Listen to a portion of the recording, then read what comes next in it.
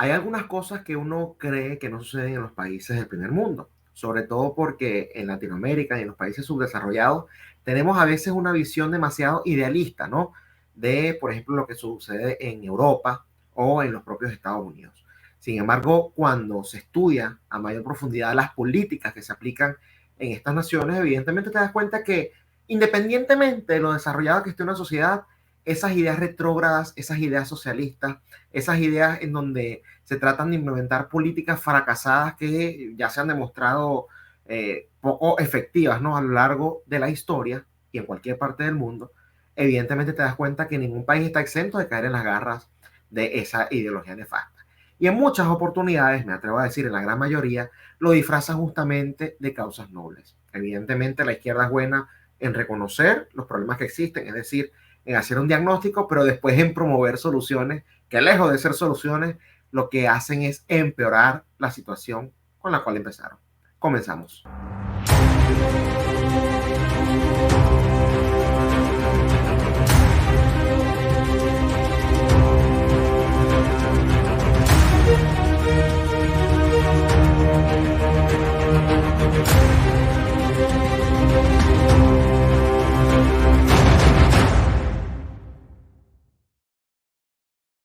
Bienvenidos a Giro a la Derecha con Esteban Hernández. Si quieres tener información actualizada en materia migratoria, te recomiendo que llames al abogado John de la Vega. John de la Vega es un abogado venezolano-americano especialista en el tema migratorio que ha ayudado mucho a la comunidad venezolana y latinoamericana acá en los Estados Unidos. Así que si tienes dudas sobre cualquier cuestión en materia migratoria, te recomiendo que llames al abogado John de la Vega al teléfono que se encuentra en pantalla o también le puedes escribir al correo electrónico que se encuentra en pantalla.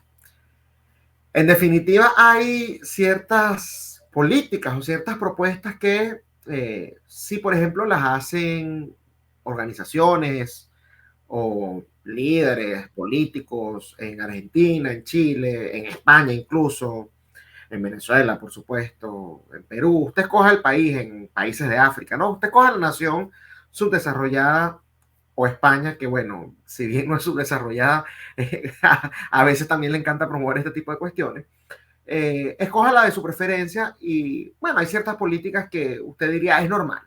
Se espera que en Argentina, se espera que en Nigeria, se espera que en Colombia, ¿no? Promuevan este tipo de iniciativas porque evidentemente sabemos que, sobre todo en Latinoamérica, bueno, existen estructuras internacionales criminales como el Foro de Sao Paulo que justamente se encargan de buscar problemas que sí existen, pero las soluciones que brindan son justamente para más bien profundizar estos problemas y de esa manera seguir manipulando a la ciudadanía. Si todo llegase a solucionarse, evidentemente estructuras como el Foro de Sao Paulo perderían su fin, su objetivo, y por lo tanto ellos requieren justamente de que los problemas en la región perduren, ¿no? Y persistan.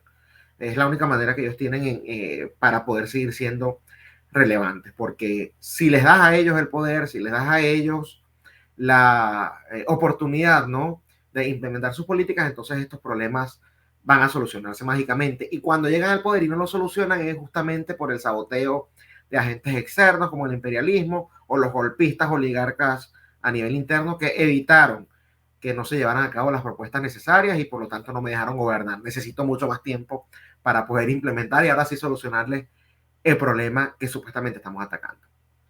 Sin embargo, esto lamentablemente se replica en naciones desarrolladas.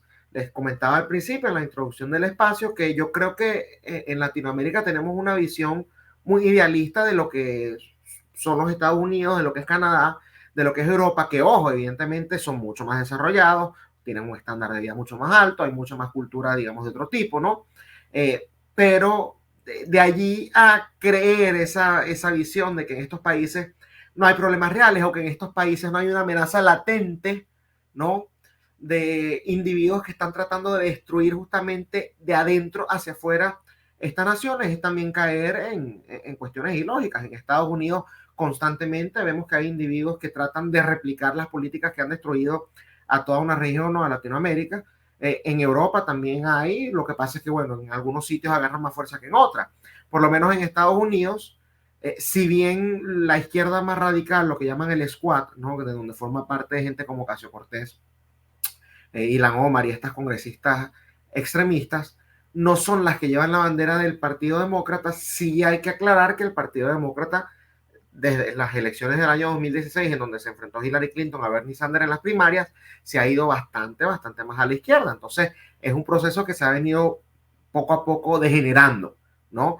Y evidentemente, bueno, el Joe Biden que tenemos ahorita, que en un momento podría haber sido considerado un político moderado, está gobernando de una manera más zurda incluso que el propio Obama, gobierno del cual él fue vicepresidente. Entonces, allí vemos que evidentemente la amenaza sí es latente y es existente.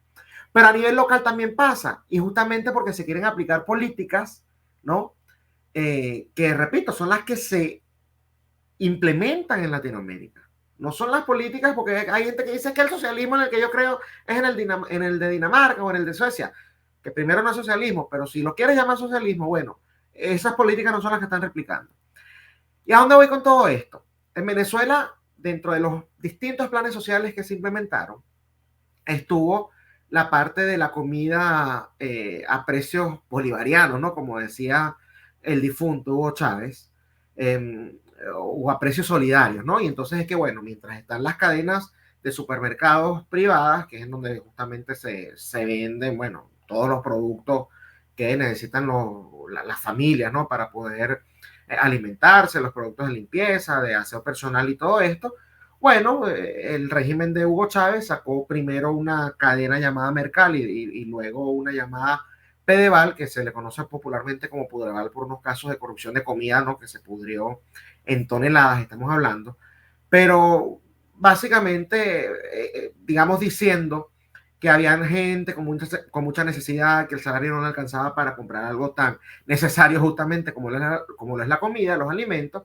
Entonces, bueno, el régimen de Hugo Chávez implementó estas cadenas, Mercal y Pedeval, donde a un precio supuestamente más asequible se podían obtener los mismos productos, que es totalmente falso porque además de que el precio no era tan reducido, por así decirlo, la calidad de los productos era, pero de lo peor, y cualquier persona que sea venezolano les puede corroborar esta información.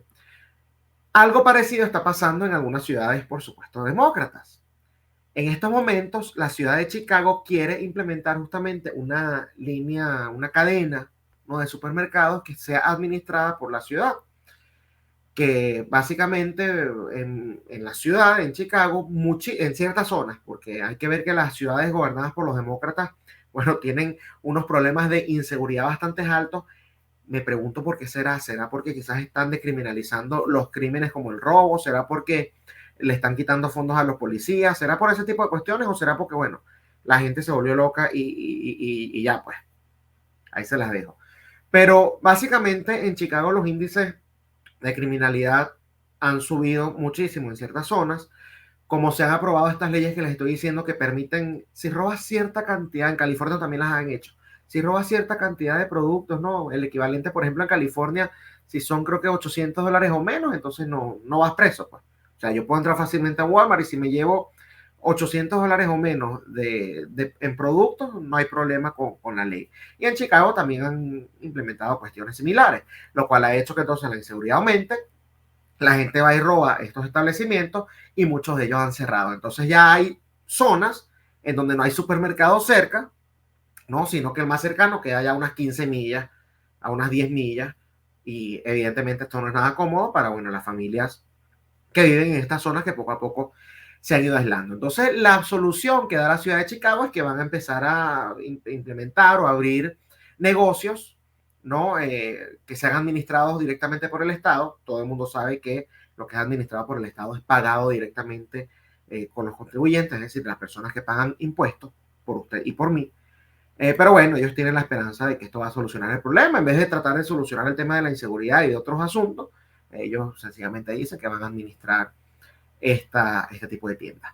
Lo curioso del asunto es que no es la primera vez que esto se propone en los Estados Unidos, porque en la ciudad de Kansas, ¿no? Mejor dicho, en el estado de Kansas, en una ciudad llamada Erin, si mal no recuerdo, Erie, es que se llama la ciudad, esto ya se ha puesto a prueba. Y adivinen qué, este negocio, como es de esperarse de algo que se ha administrado por el Estado, está operando a pérdida. Tuvieron, digamos, la tienda la abrieron en el año 2021, ¿no? En su primer año de operaciones tuvieron 123.000, creo que es la cifra exacta, déjenme los busco, 132.000 en el año 2022, ¿no?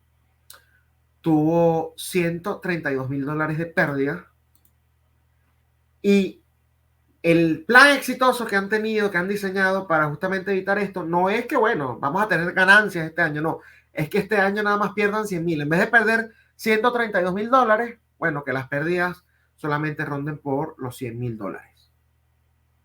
Repito, esto es administrado por el Estado, es decir, estas pérdidas son de los contribuyentes que muy probablemente ni siquiera estén usando esa tienda que está operando a pérdidas, como les estoy diciendo. Por algo será que está operando con pérdidas.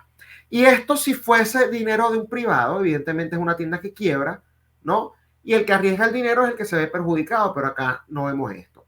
¿Qué diferencia va a haber con la réplica que se va a hacer en la ciudad de Chicago cuando no hay incentivo alguno de promover un servicio que realmente genere ganancias? Y digo que no hay incentivo porque se está utilizando el dinero de otro.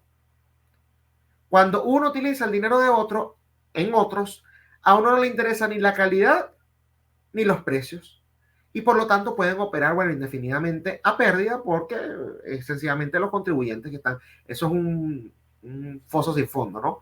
Son los contribuyentes que están pagando a la ciudad y bueno, la ciudad es la que está administrando a pérdida este tipo de negocio. Y esto es bastante grave porque justamente empieza entonces a popularizarse este tipo de iniciativas. Este tipo de iniciativas que lejos de ayudar lo que hacen es perjudicar. En primer lugar porque no solucionan los problemas reales que sufren estas ciudades, como les estoy diciendo, la inseguridad. Otro tema, por ejemplo, es el tema de los impuestos a la propiedad. O sea, quizás si reducen los impuestos a la propiedad, garantizan seguridad, entonces la empresa privada que se estaba produciendo y que de una u otra manera le ofrecía estos bienes y servicios a los habitantes de esa zona, bueno, pueden hacerlo sin necesidad de que el Estado se entrometa, pero no conforme con ello, ¿no? Ellos lo que quieren es seguir ahondando en esto y me imagino yo que se seguirá replicando en otras ciudades, pero a costa de los contribuyentes, porque los gobiernos no producen ni un solo dólar y eso tiene que estar bien claro. Entonces, bueno, ya lo que veremos es gente defendiendo este tipo de iniciativas. Esto, por cierto, da mucha más cabida para la corrupción porque, bueno, ahí hay intereses.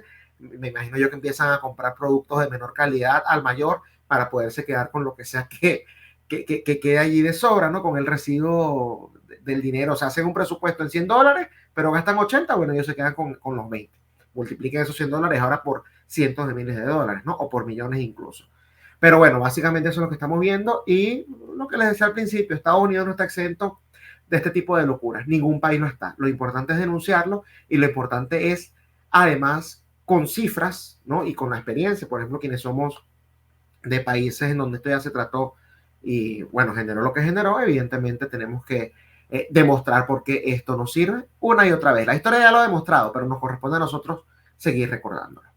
Les recuerdo a nuestra audiencia que si quieren estar bien informados, la mejor manera de hacerlo es suscribiéndose a nuestro canal de Telegram Contrapoder News. Se bajan la aplicación y colocan en la barra de búsqueda Contrapoder News. Acá tienen cómo se escriben, le da clic al canal, clic a suscribirse y a partir de ese momento comienza a recibir las noticias como un mensaje directo para que esté siempre informado. También los invito a que nos sigan en nuestra cuenta de Twitter, @Contrapoder30, en la de Instagram, @Contrapoder3.0 y por supuesto que se suscriban acá al canal de YouTube, youtube.com/Contrapoder30, que además de suscribirse, activen la campanita, le den like al video, pero como siempre digo, lo más importante de todo es que lo compartan con sus familiares y amigos, porque de esta manera ellos también pueden estar bien informados.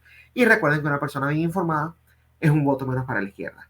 Ya regresamos con más de Giro a la Derecha, con una interesante entrevista para analizar los resultados electorales que se dieron el pasado fin de semana en Argentina.